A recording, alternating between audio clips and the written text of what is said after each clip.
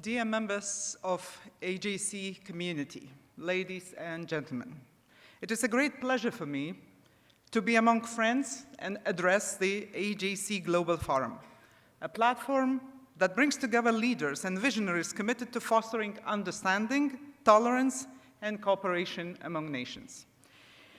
No one knows better than Jews the tragic price that humanity pays if these values are trampled. If in the hour of need, the ideals of liberty and democracy are not defended.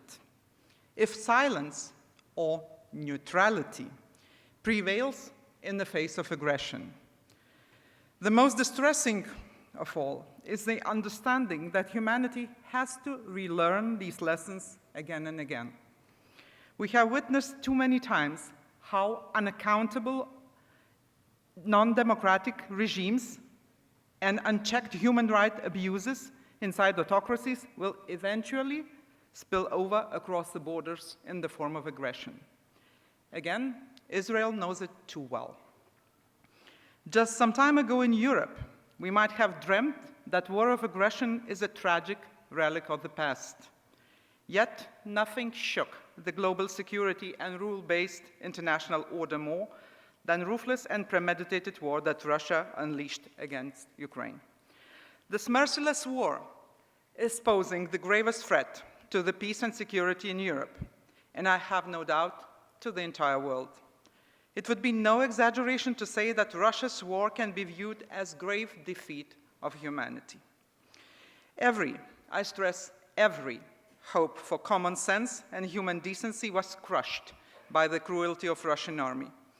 The rape of minors and the elders, tearing children apart from their families and deporting them to Russia, torturing civilians in occupied Ukrainian territory, shelling and occupying the largest nuclear power plant in Europe, threatening the world with nuclear rhetoric, destroying the dam of Nova Kakhovka and turning water into a weapon. These are not scenes from the horror movie. These are the daily realities of Russia's occupation in Ukraine, Russian world, as they call it, Ruski Mir, in action. Indeed, Putin is waging a genocidal war against Ukrainian nation. Putin's regime aims to annihilate the whole nation just because they have a distinct Ukrainian identity and are keen to live in democracy. But Putin's raw hate for democracy, combined with Russia's military cooperation with the regimes in North Korea and Iran, Russia's colonial-like policies in Africa, Russia's weaponization of information, food, energy, water. These are just a few examples how Russia's imperial ambitions pose a danger far beyond Ukrainian borders. On the other hand, this brutal war cemented the unity of like-minded partners across the world. Europe, NATO, the whole democratic world has never been more united, and we must uphold this unity, as this war is an assault against the freedom, democracy, and rule of law. Today,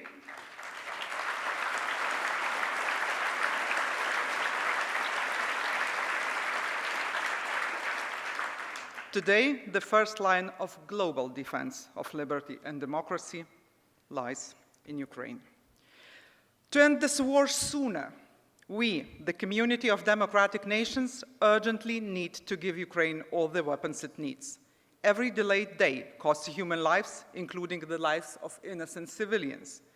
As we work towards establishing the sustainable peace, we need to be very clear that future peace shall be defined by Ukraine, not the aggressor. Indeed, any peace formula must include justice. Only full accountability that reaches even the highest-ranking leaders involved can serve justice to the victims and help to break the horrible cycle of Russia's war in the future. I believe that Israel's experience in seeking justice and historical truth is now of crucial importance to Ukraine, and your advice will certainly be valuable in the future.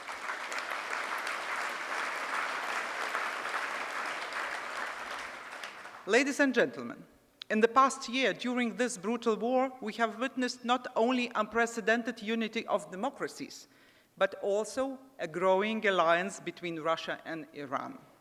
Both pushed themselves to the status of outcasts and fully share the "we against the decadent West" worldview. Unfortunately, the status is also mutually beneficial to them. Russia gets access to Iran's weapons supply, and Iran at the same time a cover for advancing its nuclear program and inflaming regional instability. We are witnessing the spread of threats to the security of the democratic world.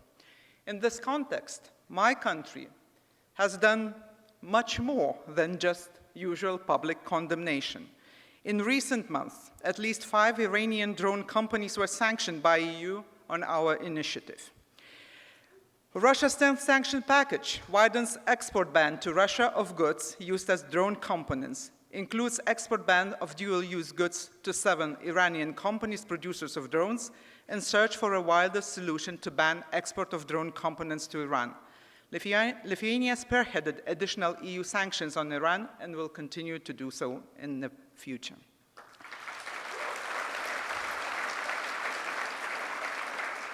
I want to point out that efforts should also continue in exposing Iranian Revolutionary Guard Corps for their support to terror groups and expanding the use of all instruments in the EU toolbox to effectively counter such practices.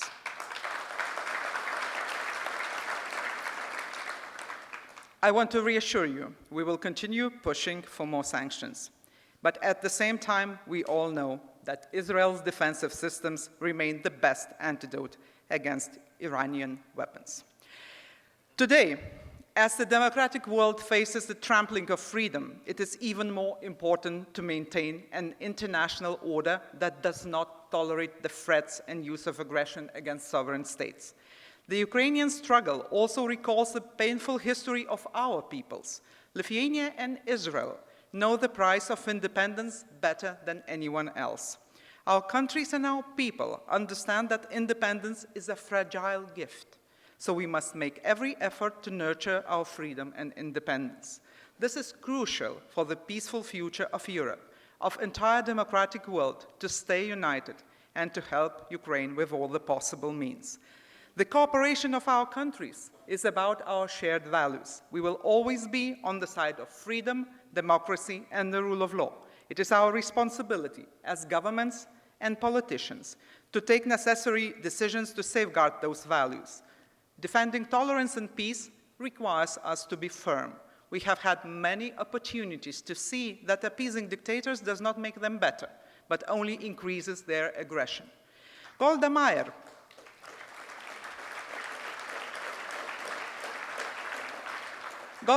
the famous Israeli politician, said, "We do not thrive on military acts. We do them because we have to. And thank God we are efficient." These words are particularly relevant today.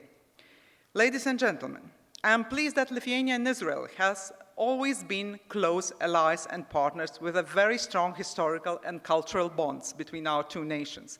Our countries have shared a common struggle for freedom and independence, and we serve as a shining example of resilience in the face of adversity. We understand the importance of remaining vigilant against external threats and safeguarding our hard-fought freedom. We know the significance of unity and solidarity, as well as the power of education and innovation in driving process. Despite our geographic distance, we stand together as nations that have overcome great obstacles to secure our rightful place in the world. Let me use this opportunity once again to express my sincere greetings on the 75th anniversary of the independence of the State of Israel. During these years, Israel has endured countless trials in its question of statehood. Yet, with unwavering determination, the Israeli people have built a thriving nation that serves as a beacon of democracy and progress in the region. Your contribution to science, technology, and culture are remarkable, and they continue to make strides that benefit humanity as a whole. Ladies and gentlemen, this year, my hometown, Vilnius, is celebrating 700th birthday. It is about the same number of years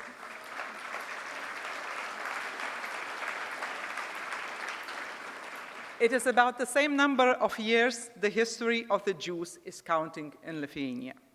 Lithuanian Jews have made a significant contribution to the formation of Lithuanian statehood over time. 700 years of rich history, hundreds, if not thousands, of world-famous personalities, including Nobel Prize winners and internationally acclaimed artists, thinkers, scientists, doctors, and more.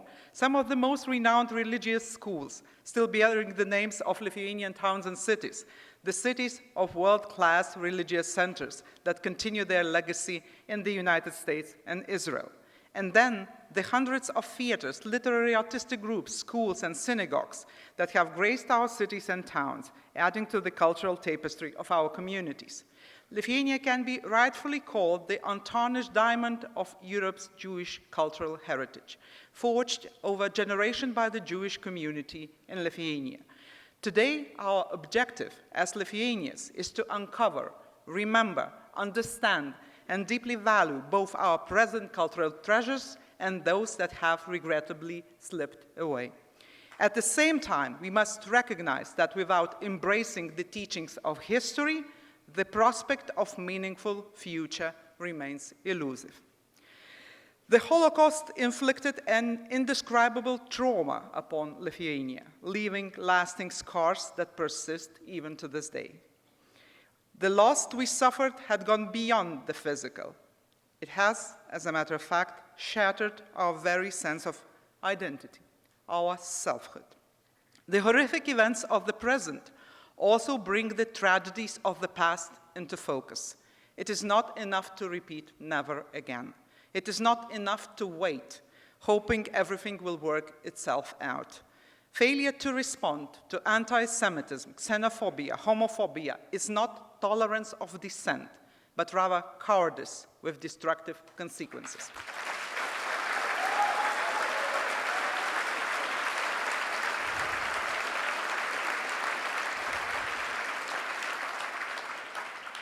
Another important point is that it is not enough to mourn the losses either. It is necessary to nurture, cultivate, and appreciate the seedlings that still remain.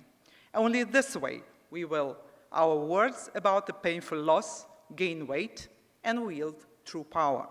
We aim to perpetuate our history, to restore respect and reverence, whether through the revision of school curriculum, the preservation of Jewish cultural heritage, or the restoration of historical justice. In addition to goodwill compensation law that was enacted in 2011, a decision was made late last year to allocate additional funds as a symbolic monetary compensation for private property, including heirless property of Lithuanian Jews that was nationalized or illegally expropriated by the Nazis and Soviet totalitarian regime.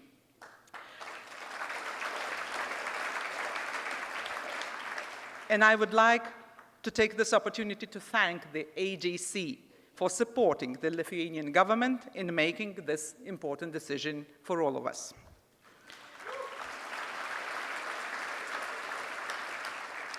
The law on the prohibition of the promotion of totalitarian and authoritarian regimes and their ideologies was also adopted 6 months ago as a democratic means to defend ourselves against ideologies that aim to destroy democracy, human compassion, and the identities of the states and peoples, as well as against any signs left by these ideologies.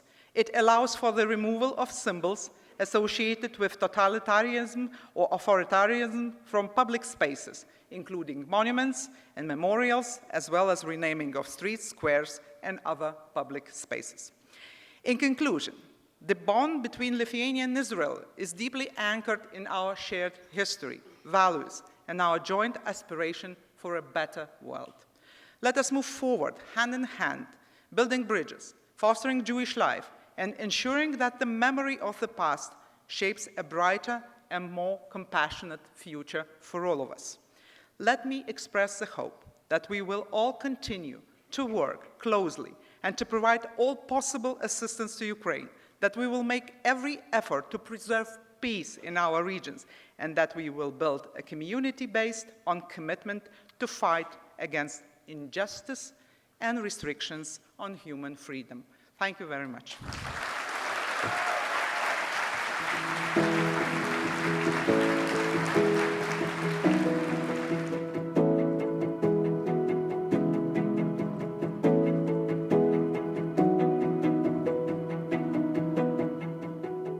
Please welcome Vice President of the European Commission, Margaritis Schinas.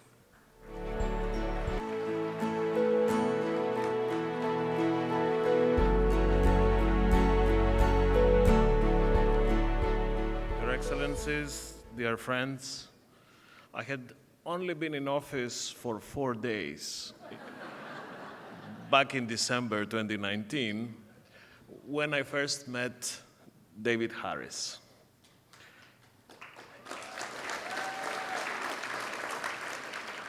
I had the honor to just been appointed the Commission Vice President for the first time in charge of a new portfolio of promoting our way of life, bringing together our most anthropocentric policies, including, and this not by accident, not by chance, the fight against anti-Semitism.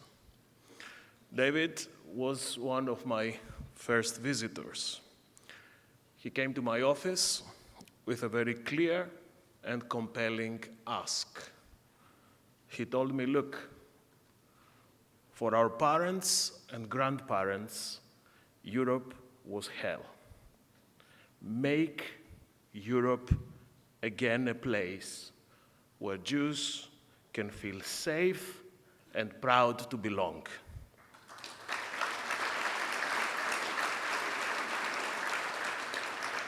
At the time, I could only give David a promise.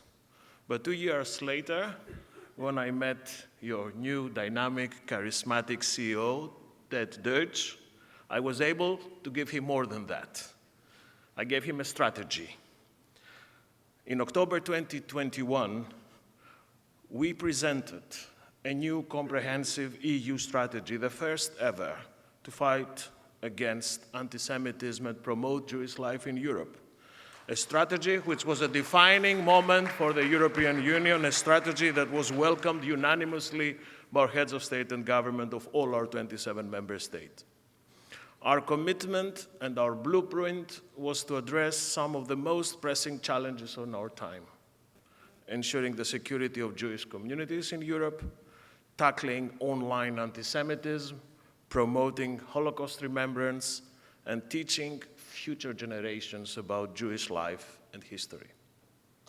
The EU strategy simply aims at bringing an end to anti-Semitism in Europe.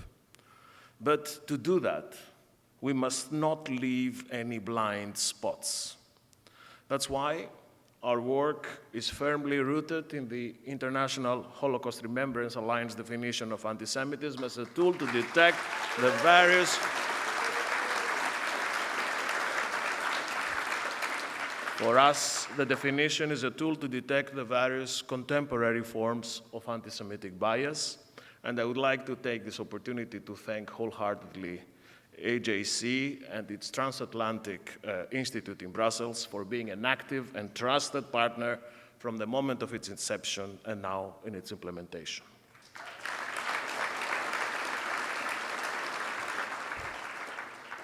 At the heart of our strategy is not only to endorse the IHRA definition, but also to adopt action plans in each member state against anti-Semitism. We already have 14 national governments that have adopted such plans. Austria was the first one, and I'm very happy that my colleague Karoline Edtstadler is here with us, and she will give us more detail in a moment. But we also called, next to these national plans, to have in all member states, in each member state, a national envoy on anti-Semitism. I'm very happy that these envoys are now operational across the European Union, and I'm particularly happy that the United States have now their own envoy in Ambassador Liebestad. It's a great, great achievement. Dear friends, for us Europeans, standing up against anti-Semitism and ensuring that Jewish life can continue to flourish in Europe is much more than a policy objective. It's a historic duty. Preserving the memory of the Shoah is the cornerstone of the unprecedented peace project that the European Union is all about. This morning, I visited Yad Vashem. I was overwhelmed by the sense of our generation's great responsibility towards the memory of the 6 million Jews murdered in the Holocaust, towards the last survivors, and towards future generations. It's this same feeling that I experienced recently in Brussels, when President Herzog, in a historic address to the plenary of the European Parliament, managed to describe the inconceivable terror of Shoah through the story of one man, a compatriot of mine, a Greek Jew, Daniel Rachmanin. He was, at the time, the only Jew on a remote island, the island of Leros. And yet, the fury and the obsession of the Nazis was such that they sent a ship all the way to Leros to hunt him down and send him to the death camps. Today, also as a native of Thessaloniki, a city universally known as the Madre de Israel, the Jerusalem of the Balkans, as a Greek and as a European, I'm humbled and honored to be your guest here, the State of Israel, to affirm the European Union's steadfast determination to preserve the memory and learn the lessons of the darkest chapter of Europe's history.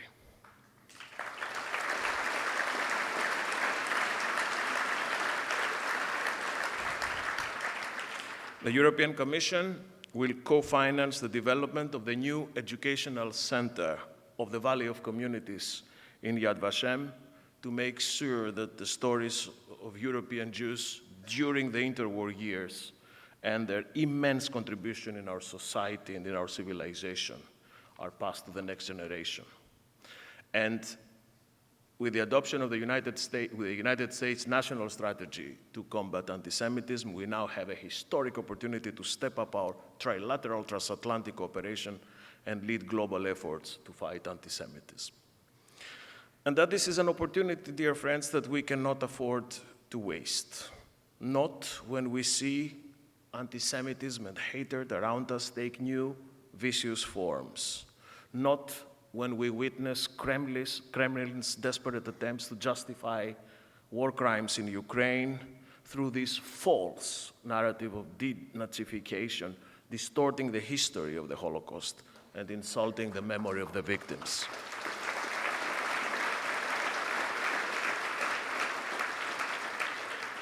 And certainly not when some still in this region and beyond deny Israel's very right to exist.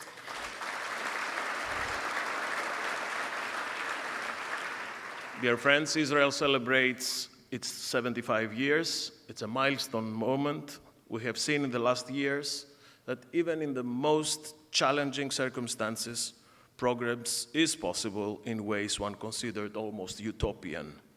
The Abrahamic Accords have fostered this unprecedented historic cooperation between Israel and a number of Arab neighbors.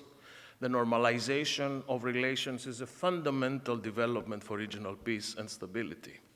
And we, as European Union, will continue to support and contribute this process.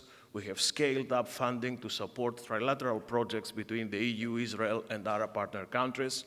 And we are heavily engaged, for instance, with Israel and Morocco for trilateral projects in the field of water management. Europe and Israel are bound to be not only allies, but also friends. We are bound by history, we are bound by geography and shared interest in the Mediterranean. The world's longest and deepest underwater power cable will soon be connecting Israel with Cyprus and Greece. We are bound by our culture, the values we share, and we will continue to underpin our relations, those of an open, democratic, and rule of law-based society.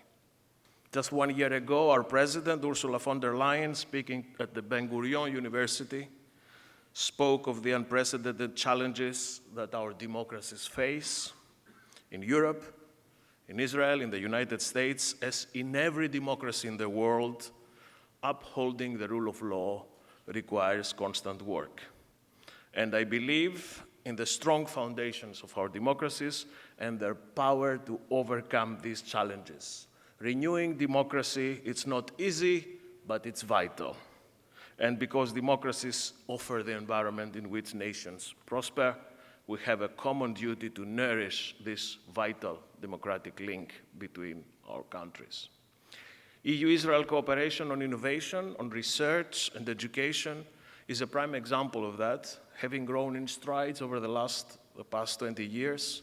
We now have flagship programs. Our Innovation Horizon program and Student Mobility Erasmus programs have supported exchanges, mobility, and groundbreaking research in areas as diverse as health, climate change, and cyber technology. I will be visiting Beersheba tomorrow, on Tuesday, to speak directly with researchers and students that make change happen, one project at a time, and I remain convinced that the best investment we can make is in our people.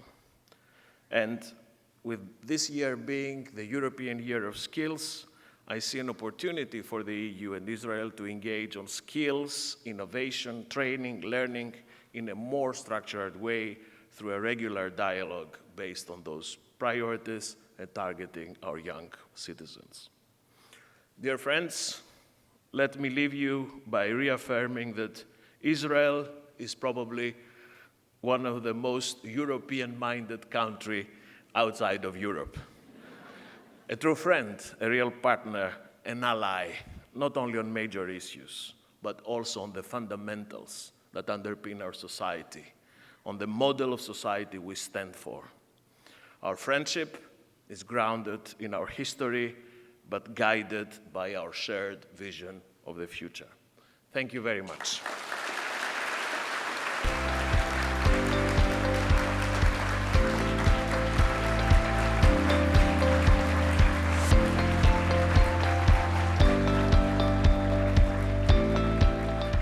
Please welcome Austrian Federal Minister for the EU and Constitution, Karoline Edtstadler.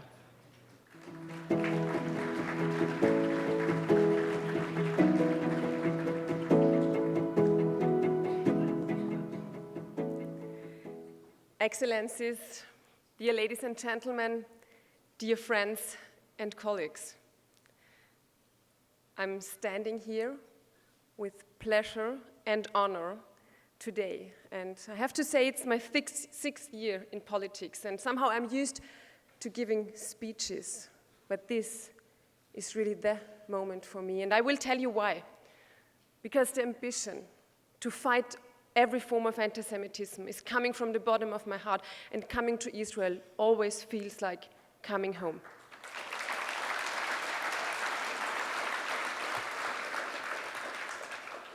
This year we celebrate the 75th anniversary, a remarkable milestone in the history of Jewish people. As we commemorate this momentous occasion, Austria stands alongside Israel, celebrating its achievements and reaffirming our unwavering support for this sovereign and thriving Jewish nation. From its very inception, Israel has faced countless obstacles, proved to be able to overcome them. Today, it stands as a remarkable testament to the power of human resilience and determination. Since I'm in politics, I've already had the privilege to visiting Israel several times, experiencing its vibrant culture, its rich history, and remarkable achievement firsthand. The warmth and hospitality extended to me left an erasable mark on my heart. The resilience and determination of the Israeli people and the friendship I was able to make touched me, and it reinforced my dedication to strengthen the ties between Austria and Israel, and it deepened my commitment to fostering understanding and cooperation between our nations. Israel is the only democratic country in the region. Israel is committed to our common values, freedom and the rule of law. Ladies and gentlemen, Austria has a special historic responsibility, a responsibility that is tied to two issues and essential tasks: safeguarding and protecting Jews in Austria and Europe and beyond, and supporting Israel whenever it is threatened.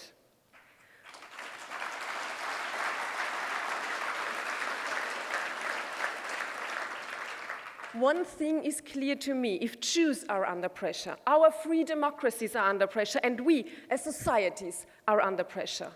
At the HEC Global Forum 5 years ago, our former federal chancellor Sebastian Kurz said, "The fostering of Jewish life and the support of Israel is part of our Staatsräson, of our raison d'etat." And today, I'm here to reaffirm this statement. The security of Israel and of the Jewish people is not negotiable to us.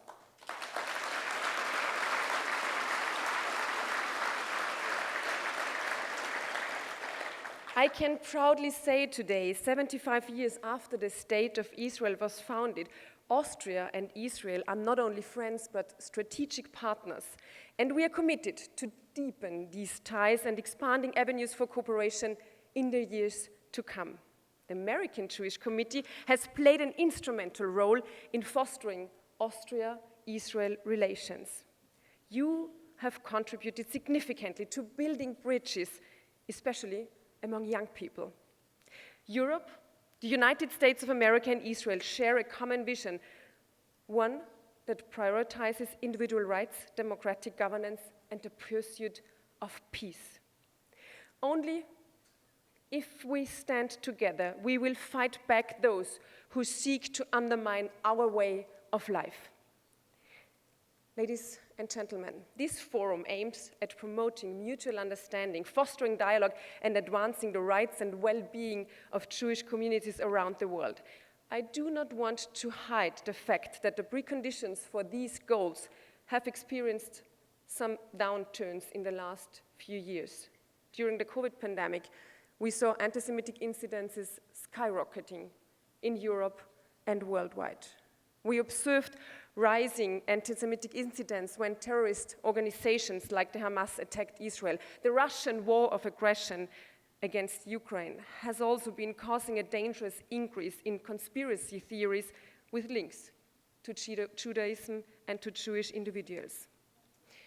In Austria, we could see a decrease of anti-Semitic incidences in 2022, but to be honest, compared to the peak of 2021. There are certain areas of concern to which we pay special attention. For example, we recognize a rise of violence against Jewish individuals with young people, and that is really alarming. And we observe a surge of Holocaust denial, of trivialization and distortion on social media. Ladies and gentlemen, I know the fight against anti-Semitism is not a sprint, it's a marathon. You cannot just erase prejudices that have been among us thousands of years. It takes all of us to fight the virus of hate.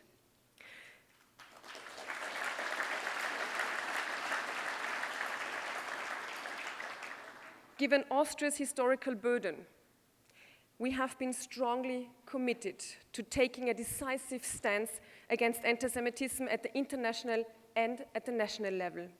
During the Austrian presidency in the Council of the European Union in 2018, the Austrian government drafted and negotiated the first ever declaration against anti-Semitism, which was eventually unanimously adopted.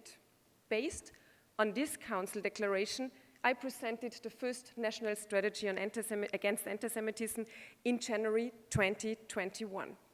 A core element of the strategy is the Austrian Jewish Cultural Heritage Act, which was passed unanimously by the Austrian Parliament in February 2021. This federal law aims in particular at protecting Jewish institutions, preserving and maintaining the Austrian Jewish cultural heritage, and fostering Jewish communities. On 9th of November 2021, we inaugurated the Shoah Walls of Names in the center of Vienna, a memorial dedicated to all Austrian Jewish children, women, and men murdered in the Shoah. More than 64,440 names that are now carved in stone, inerasable, to give them back their names and at least a part of their dignity, and to give their descendants a place to commemorate.